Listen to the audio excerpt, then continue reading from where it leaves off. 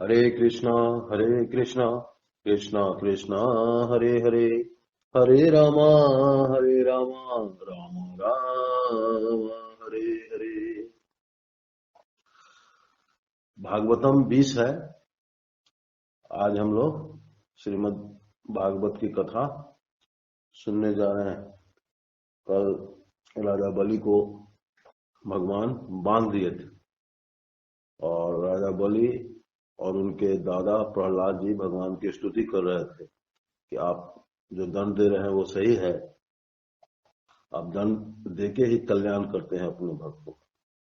इस प्रकार भगवान का जो वरदान दिया हुआ था, जो बात कहा हुआ था कश्यप ऋषि की पत्नी अदिति को कि तुम उसको बलि को देखोगी बंधा हुआ और उसकी पत्नी माने उसके घर की औरतें रो रही होंगी, बिलख रही होंगी, तब तब तुम जुड़ाओगी। तो वो अदिति जो तपस्या की थी, भगवान प्रकट हुए थे, उनको बताए थे कि ऐसी स्थिति तुमको आएगी, इंतजार करो। तो वो सब हो गया, सारी स्त्रियां बिलखने लगी और ये बलि बांध दिया गया, अपने पद से च्युत हो गया। उसके बाद ये बोले इंद्रसेन, भगवान कहते हैं इंद्रसेन तुम सूतल लोक में जाओगे। सूतल लोक, स्वर्ग के लोग भी उसके लिए लालायित रहते हैं कि हमको सूतल लोक मिले। तुमको अब सूतल लोक में जाना है। और प्रहलाद तुम भी अपने पोता के साथ सूतल लोक में ही रहोगे। और इतना ही नहीं, सूतल लोक में हम तुम्हारी रक्षा करेंगे, तुम्हारे बाहर के गेट पे हम रहेंगे और मेरा सुदर्शन चक्र तुम्हारी रक्षा में नियुक्त रहेगा। इस प्रकार तुम्हारे जितने भी दुश्मन होंगे उनसे हमारा सुदर्शन चक्र लड़ाई करेगा, उनको मार के काटेगा। इस प्रकार हम भी तुम्हारे साथ रहेंगे। तो राजा बलि दोनों हाथ जोड़ के भगवान से विनती किया कि भगवान आपने हमको क्या दे दिया जो हम सपना में भी नहीं सोचे, जो हम कल्पना भी नहीं कर सकते थे। तो लेकिन हम तो आपको अभी ठीक से प्रणाम भी नहीं कर पाए थे, उसके बदले आपने हमको इतना कुछ दिया। आप भक्त भयहारी हैं और भक्त के लिए जीवन का सब कुछ, यहाँ तक कि अपने आप को भी बलिदान कर देते हैं। मुझे इतने की जरूरत नहीं है, लेकिन आपकी आज्ञा है तो हम सूतल लोक को जाएंगे। इस प्रकार अपने परिवार सहित और प्रहलाद सहित बलि चलेगा सूतल लोक का राज करने। महाराज आगे बढ़ते हम लोग। मनु और सुधा, वश्वत मनु थे, सुधा उनकी पत्नी थी, पुत्र नहीं थे। पुत्र प्राप्ति के लिए वशिष्ठ जी को पुरोहित बनाकर यज्ञ करने लगे। तो राजा तो पुत्र प्राप्ति के लिए यज्ञ किए। यज्ञ कुछ घंटों का नहीं था, कुछ दिन चलना था उसको, लेकिन इसलिए उनकी पत्नी सिर्फ दूध पी कर आती थी और उनको कुछ नहीं खाना था। तो वो जो ब्राह्मण इस यज्ञ को कर रहे थे, बहुत सारे विद्वान ब्राह्मण, तो उनकी पत्नी श्रद्धा बोल दी कि हमको लड़की चाहिए, माने पुत्री चाहिए। तो उन लोगों को समझ में आ गया कि ये लोग आपस में विचार करके बोले, तो वो लोग वैसा ही मंत्र का उच्चारण करने लगे। पहले यज्ञ से जो कामना होती थी वो प्रकट हो जाता था। तो इस प्रकार ईला नाम की पुत्री अग्निकुंड से निकली। ईला निकली तो राजा मनु को आश्चर्य हुआ। वो वशिष्ठ जी को बुला के पूछे कि क्या हो गया, हम तो पुत्र यज्ञ किए हैं, तो ये कन्या कहां से आ गई। तो वशिष्ठ जी फिर भगवान की आराधना की, उनसे बताए। तो भगवान बोले कि भाई तो उनकी पत्नी बोल दी थी, तो ब्राह्मण लोग वही मंत्रोच्चारण किया, तो मंत्र के उच्चारण से जो करेंगे वही प्राप्त होगा। लेकिन खैर, आपको जब पुत्र यज्ञ करना था तो यही ईला को हम पुत्र बना देते हैं। ईला को पुत्र बना दिए, नाम हुआ सुदुम। और सुदुम बड़े होकर राजा बने। राजा बने तो सुदुम चले गए शिकार खेलने, पूरा दल बल के साथ। मंदराचल की तलहटी में वो चले गए, वो वर्जित एरिया था, वहां उनको नहीं जाना था, उनको जानकारी नहीं थी, वे दल बल के साथ चले गए। तो उस एरिया में, उस वन में प्रवेश करते ही सुदुम स्त्री हो गए और उनका घोड़ा सब घोड़ी हो गया और सेना सब भी लड़की हो गया। ये बहुत विचित्र चमत्कार देखकर सुदुम को आश्चर्य हुआ। लेकिन सुदुम तो लड़के हो गए थे, तो बहुत खूबसूरत हो गए। और वहां पर चंद्रमा के पुत्र बुध वो घूम रहे थे, तो इसको बुध देखे सुदुम्न को, स्त्री बने हुए सुदुम्न को, तो बहुत खूबसूरत थे सुदुम्न, तो उनको बहुत अच्छा लगा और वो फिर नीचे आए। दोनों में वार्तालाप हुआ और दोनों एक दूसरे को पसंद किए और दोनों का विवाह हो गया। ये लोग कुछ दिन तक साथ रहे। फिर सुदुम वशिष्ठ जी को पता लगा, तो वशिष्ठ जी भगवान की आराधना करने लगे, शिव जी की, क्योंकि शिव जी का ही क्षेत्र था जिसमें कि कोई पुरुष प्रवेश नहीं कर सकता था, प्रवेश करेगा स्त्री बन के ही प्रवेश करना था, इसलिए सब स्त्री बन गया था। तो शिव जी हंसने लगे कि ये तो सही बात है, तो खैर वो लड़की हो गया है तो 1 महीना स्त्री रहेगा, 1 महीना पुरुष रहेगा, उसमें क्या दिक्कत। तो स्त्री रूप में इसको सुदुम से फिर जो लड़की बनी थी, माने ईला तो पहले था ही, तो उस ईला की शादी हो गई थी बुध से और इसको एक बच्चा भी हो गया था पुरुरवा। तो फिर सुदुम को 1-1 महीना का मिल गया, 1 महीना ही राजा रहता था, 1 महीना रानी रहता था, इसलिए प्रजा इसका सम्मान नहीं करती थी। तो इस प्रकार सुदुम जब उम्र हुआ, बड़े हुए, तो पुत्र को सारा राज सौंप के अपने चले गए वन में। फिर परम पुरुष परमात्मा की आराधना करने लगे और इस प्रकार आराधना करते करते अपने शरीर का त्याग किया। अब हम लोग चलते हैं राजा शरियाती के पास। राजा शरियाती की एक पुत्री थी सुकन्या। तो राजा शरियाती एक दिन चले घूमने, वन में चले और अपने पुत्री को भी ले ली। सेना साथ थी उनके, सारी सेना के साथ सज धज कर वो वन भ्रमण को निकले। च्यवन ऋषि के आश्रम गए। च्यवन ऋषि बहुत मशहूर थे, उनके आश्रम में गए और च्यवन ऋषि का आश्रम ढूंढे। तो सब लोग, बहुत बड़ा उपवन था, उसमें घूम रहे थे और सुकन्या देखी कि एक मिट्टी का कुछ बना हुआ है, उसमें छोटा छोटा छेद है और उस छेद से रोशनी निकल रही है। तो क्या कि एक पतला लकड़ी लेके उस छेद में घुसाई।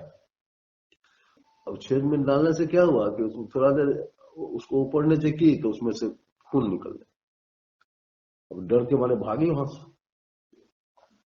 थोड़ी देर के बाद सारे सेना का मलमूत्र रुक गया, वो लोग बीमार होने लगा।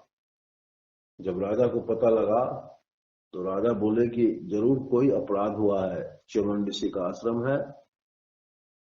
तो राजा शरियाती ढूंढने लगे कि च्यवन ऋषि को ढूंढो। तो सुकन्या समझ गई और वो पिताजी को बोली कि हम ऐसे लकड़ी डाले हैं तो उसमें से खून निकल गया। तो फिर वहां जाके देखे तो दिमक का बना हुआ था मिट्टी का कौवा। तो वहीं पर हाथ जोड़ के राजा शरियाती विनती करने लगे और उस मिट्टी को हटाए तो उसी में वो च्यवन ऋषि थे। च्यवन ऋषि से विनती किए, माफी मांगे। अब बोले कि भाई तो गलती हो गई, आप अपने तपोबल से इसको अब ठीक कीजिए और हम आए थे अपनी कन्या आपको सुपुर्द करने, तो इसको स्वीकार कीजिए और हम लोग तो विदा दीजिए। बस कन्या को स्वीकार कर लिए, अपनी कन्या को वहीं छोड़ के सुकन्या शरियाती के पास रह गई और राजा फिर चले आए। शरियाती बहुत बुजुर्ग थे, सुकन्या बहुत कम उम्र की थी। तो राजा अपने घर चले आए। उसके बाद अश्विनी कुमार आए राजा शरियाती से मिलने। अश्विनी कुमार को यज्ञ का भाग नहीं मिलता था, तो राजा सरियाती बोले कि हम आपको यज्ञ का भाग दिलवाएंगे, उसमें आपका हिस्सा दिलवाएंगे। आप क्या कीजिए कि आप लोग शक्तिशाली हैं, तो हमको हमारी उम्र को बदल दीजिए, हमको बुढ़ापा से जवान कर दीजिए। अश्विनी कुमार उनको लेके दिव्य कुंड में स्नान करने ले गए, और जब तीनों निकले तो च्यवन ऋषि गायब थे। माने 3 जवान लड़का था वहां पर। तो उनकी पत्नी घबरा गई, पहचान ही नहीं पाए। तो फिर अश्विनी कुमार इशारा किए कि यही तुम्हारे पति हैं। च्यवन ऋषि जवानी के रूप में आ गए, अपनी पत्नी के साथ विहार करने लगे। राजा सरियाती को कुछ वर्षों बाद इच्छा हुई कि यज्ञ करें, तो सोचे कि चलते हैं, लड़की से भेंट भी हो जाएगी और उनसे यज्ञ करवा लेंगे। यहाँ आए तो देखे कि उनकी लड़की किसी जवान लड़के के साथ बैठी हुई है, राजा सरियाती वहां है नहीं। तो लड़की को बहुत बुरा भला कहने लगी, तुम कैसी हो, कहाँ भेज दी सरियाती को, और बूढ़े थे इसलिए तुम उसको भगा दी। तो उनकी लड़की हंसने लगी, बोले पिताजी यही राजा सरियाती हैं, और पूरा कहानी बता दी। तो फिर वो खुश हो गए और च्यवन ऋषि उनका पूरा यज्ञ संपन्न किए। यज्ञ करने पर यज्ञ का भाग अश्विनी कुमार को दिए। अश्विनी कुमार को भाग मिलने से इंद्र बिगड़ गए, और इंद्र बोले कि सरियाती को हम मार दें। धनुष पर तीर चढ़ाया, लेकिन धनुष पर तीर चढ़ाने के लिए जो हाथ उठाए ऊपर तीर लगाने के लिए, तो ये च्यवन ऋषि तपोबल से उसका हाथ जहां का तहां स्थिर कर दिए। इस प्रकार अभी के बच्चे खेलते हैं खेल, स्टैचू जहां वहीं रहना, तो उसी तरह उनका हाथ स्टैचू हो गया, उसका हाथ हिला नहीं। सारे देवता जुट गए, अंत में फिर च्यवन ऋषि से माफी मांगे, तो उनका हाथ ठीक हुआ, और वो लोग अश्विनी कुमार का यज्ञ भाग स्वीकार कर लिए। इस प्रकार अश्विनी कुमार को अपना यज्ञ भाग मिल गया, राजा सरियाती का यज्ञ हुआ, और च्यवन ऋषि अपनी सुकन्या पत्नी के साथ विहार करने लगे। नाभाग के पुत्र थे अम्बरीश। नभग के पुत्र नाभाग, और नाभाग के पुत्र थे अम्बरीश। अम्बरीश विशुद्ध कृष्ण भक्त, तो कृष्ण जी की भक्ति क्या करते थे, राजपाट चलाते थे, लेकिन उसमें उनकी रुचि नहीं थी, उसमें आसक्ति नहीं थी कि हम बहुत धनवान हैं, करोड़ घोड़ा है, लाखों में हाथी है, हर हाथी के गर्दन में सोने का चेन है। इस प्रकार से बहुत समृद्ध थे, किसी चीज की कमी नहीं थी, सैनिक भी बहुत थे, लेकिन राजा भगवान की सेवा में रहते थे, कृष्ण भगवान की सेवा में रहते थे। तो सेवा क्या करते थे, एक दिन वो हाथ से गेहूं पीस रहे थे, बहुत गर्मी थी, पसीने पसीने लथपथ थे, तो कुछ ठंडक महसूस किए। तो जब ऊपर नजर उठाए तो देखे कि भगवान कृष्ण उनको पंखा झेल रहे हैं। तो उनको दंडवत प्रणाम किए, बोले ये क्या कर रहे हैं आप लोग, आप कौन सा काम कर रहे हैं। तो कृष्ण जी बोले कि आप कौन काम कर रहे हैं, तो हम तो गेहूं पीस रहे हैं। तो बोले कि आप गेहूं पीस रहे हैं तो आप महाराजा हैं, आपका यही काम है क्या। तो नहीं, वो तो हम अपने आराध्य के लिए पीस रहे हैं। तो बोले हम भी अपने भक्त को पंखा झेल रहे हैं, तो मेरा काम है, हमारी ड्यूटी है। तो भगवान कहते हैं कि हम भक्त के पराधीन हैं, भक्त जिस मर्जी से जितना हमको प्रेम करता है उतना हम भी उसको करते हैं। उसका प्रमाण है राजा अम्बरीश। तो एक छोटी सी कहानी थी ऐसी, बहुत सारा इनका कहानी। तो एक बारी एकादशी का व्रत किए, एकादशी का व्रत 1 वर्ष का, और उसका जब पूर्णाहुति हुआ, उसकी समाप्ति हुई, तो भंडारा करना था, ब्राह्मण भोज। तो एक ब्राह्मण लोगों को बोले कि द्वादशी के दिन आप लोग भंडारा कीजिए। सब लोग जुटे हुए थे, भंडारा की तैयारी हो रही थी। दुर्वासा ऋषि बहुत गुस्सैल है, तो वो भी वहां अचानक आ गए। तो राजा अम्बरीश दंडवत किए, प्रणाम किए, बोले बहुत अच्छा किए, बहुत अच्छे समय पर आ गए, सो आप भी भंडारा कीजिए। तो दुर्वासा जी बोले कि हम स्नान करके आते हैं। तो चलेगा स्नान, नित्य क्रिया से निवृत्त होने लगे, उसमें उनको काफी समय लग गया। और क्या है कि द्वादशी में ही करना था पारण। तो द्वादशी का मुहूर्त समाप्त हो रहा था, त्रयोदशी में जाने वाला। तो राजा अम्बरीश बेचैन थे, 1 साल का उपवास था। तो ब्राह्मण लोगों से पूछे कि ये स्थिति है, अब हम लोग त्रयोदशी में प्रवेश कर जाएंगे और दुर्वासा ऋषि आए नहीं तो हम लोग क्या करें। तो लोग बोला कि जल पी लीजिए, जल पीने से आपका काम हो भी गया और नहीं भी हुआ, पारण में आएंगे तब हम लोग करेंगे, अभी अपना व्रत को रोक लीजिए। तो थोड़ा जल पी लीजिए। थोड़ी देर बाद दुर्वासा ऋषि आए, बहुत गुस्से में थे। क्या किया, तुम अहंकारी है, राजा बनता है, बहुत तुमको घमंड है, अभी तुम्हारा घमंड हम चूर करते हैं। हमको न्योता दे दिया खाने का, उसको पहले ही पालन कर लिया। इस प्रकार आप अपनी जटा से निकाले, बाल पटक दिए जमीन पर। उसे बहुत बहुत राक्षस, कृत्य राक्षसी निकली, बहुत लंबा जीभ लपलपाता हुआ और पूरे शरीर से उसका आग निकल रहा था। मुंह खोली तो उसे आग निकला और दौड़ी वो राजा अम्बरीश को जलाने के लिए। राजा अम्बरीश वहीं पर खड़े रहे, वो भागे नहीं। वो भगवान कृष्ण के परम भक्त थे। तो राजा अम्बरीश क्या किए, कुछ नहीं किए। सुदर्शन चक्र उनकी रक्षा में नियुक्त किए गए थे भगवान। तो सुदर्शन चक्र नियुक्त था तो अदृश्य था, दिखाई नहीं देता था, लेकिन जैसे ही कृत्या दौड़ी सुदर्शन चक्र अपने आग से उसको जला दिया। कृत्या तो जल गई और उसका सुदर्शन चक्र दुर्वासा ऋषि को रगेदने लगा और भागे वहां से। दुर्वासा ऋषि आकाश मार्ग से चल सकते थे तो उसी मार्ग से भागे, दौड़े, या पीछे से वो सुदर्शन चक्र आ रहा है। दौड़ते दौड़ते ब्रह्मा जी के पास आए, बोले हमारी रक्षा कीजिए, सुदर्शन चक्र हमको मार देगा। तो बोले सुदर्शन चक्र तो भगवान का है, ये आपके पीछे क्यों लग गया। कहानी सुनाए तो बोले नहीं, इसमें तो हम कुछ आपको कर नहीं सकते हैं, इसके लिए आप कैलाश पर्वत जाइए, अगर वो कुछ कर पाए तो शिव जी ही करेंगे। फिर वहां से दौड़े दौड़े दुर्वासा ऋषि शिव जी के पास आए। वही हाल हुआ, धन्यवाद प्रणाम किया, बैठने के पहले ही चक्र पहुंच गया, घबराए हुए थे। शिव जी बोले क्या, तो ये चक्र देखिए, चक्र हमको मारने आया है। तो शिव जी बोले कि चक्र तो भगवान का है, इसमें आपको हम कुछ नहीं कर सकते हैं, इसके लिए तो आपको वहीं जाना होगा, बैकुंठ जाइए, अब भगवान ही कुछ कर सकते हैं। फिर वहां से दौड़े भागे, बैकुंठ आ गए।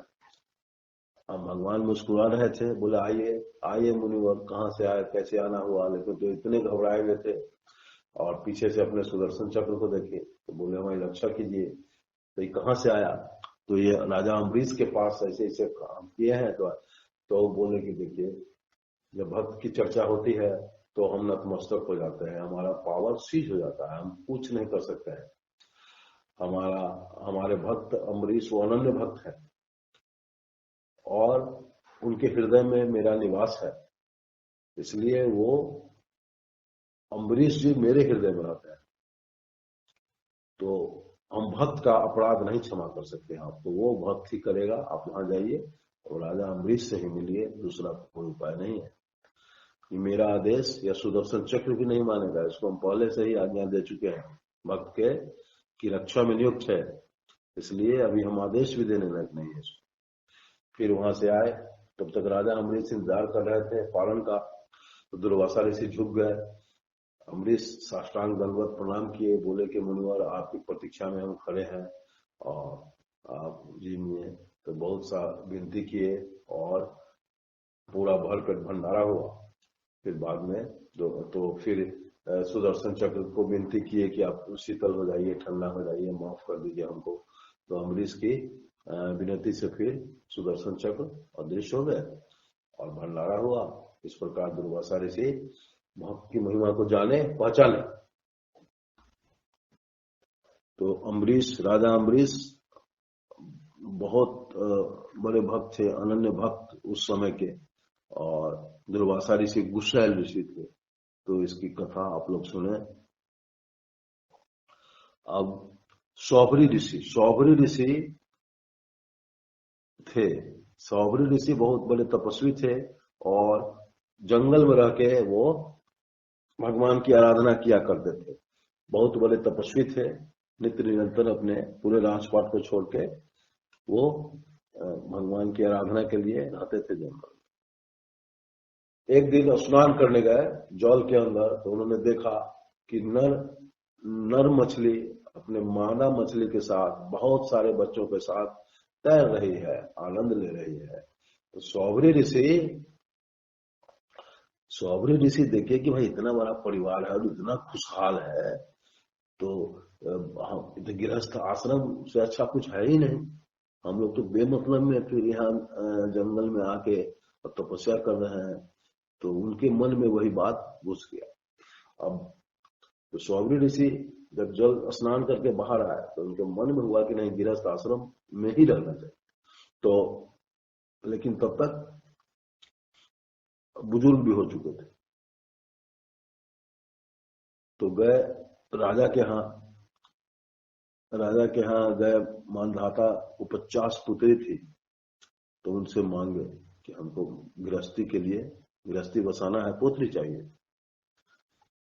तो वो बोले ठीक है, आइएगा, जो स्वयंवर में जो आपको पसंद करेगी तो उसको ले जाइएगा।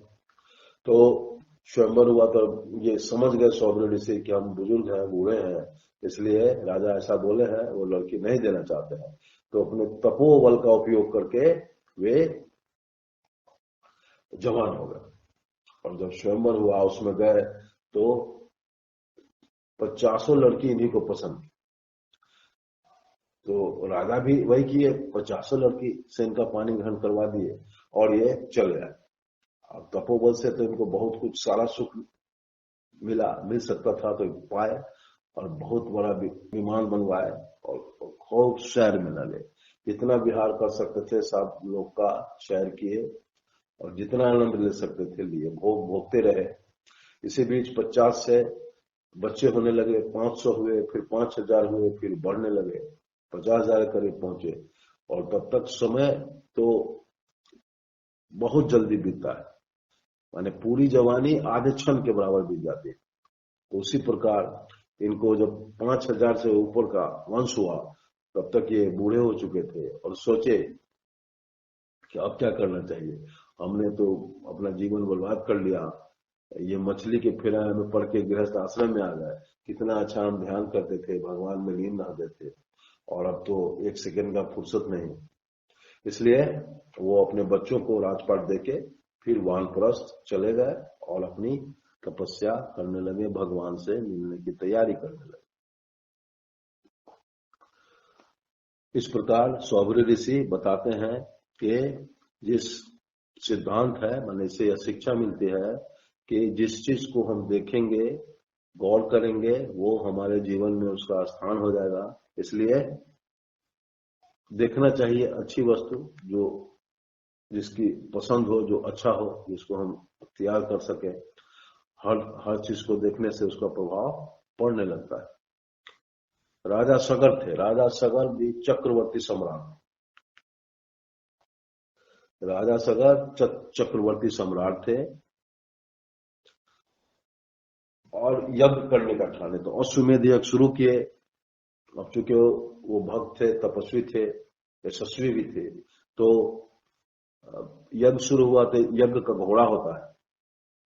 तो इंद्र देखे कि तो इतने बड़े सम्राट हैं, यज्ञ करेंगे तो निश्चित रूप से इनको इंद्र पद मिलेगा और हमारी छुट्टी हो जाएगी। इसलिए इनको ऐसा कर दो कि यज्ञ कर ही नहीं पाए। तो उनका घोड़ा चुरा के चल दिए। इंद्र घोड़ा चुरा के चल दिए।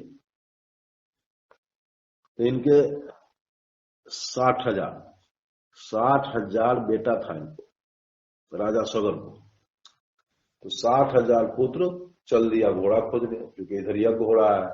तो घोड़ा खोजने चला तो